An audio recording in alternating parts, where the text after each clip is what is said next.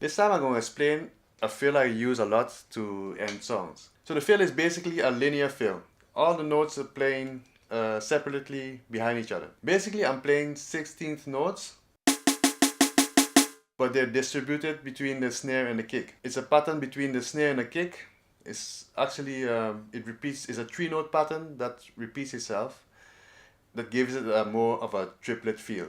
And the pattern is 1 hit on the snare and 2 on the kick.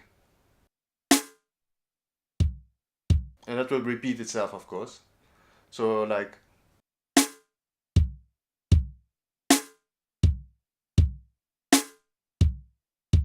but because I'm playing it in 16 notes, it will sound different. Let me show you. So it's the pattern is snare, kick, kick. So it'll be, if these are the 4 notes that will repeat, 1 2 3 4, 1 2 3 4. I will play 1 snare and 2 kicks. We'll go like snare, kick, kick, snare, kick, kick, snare, kick, kick, snare, kick, kick. See the way it kind of shifts on the beat, and that's what makes it kind of sound nice. First, I play the fill with the notes only on the snare.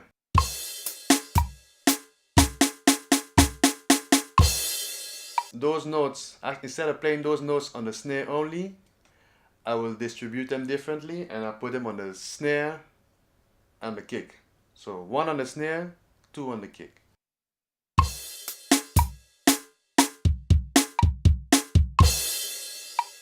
See, it's the same notes I play on the snare, but because it's distributed differently, it sound different. Up until now, I started the fill on the 3rd beat. So like 1, 2, taka taka taka taka boom. Often when leading to the end of the song, you might want to spread out the fill, the time you're making the fill a little longer. So you might start on the 1st count. So what we can do is play this fill for the full 4 counts, and then we'll get the snare kick pattern can come 4 times, and then we end up with 4 hits on the snare.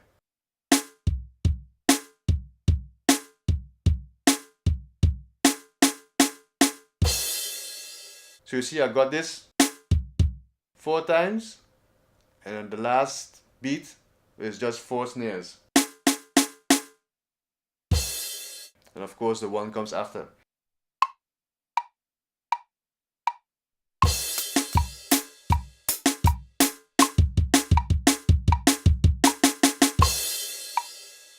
So the basic pattern between snare and kick, you can change the voicing from the snare to the toms or wherever you want.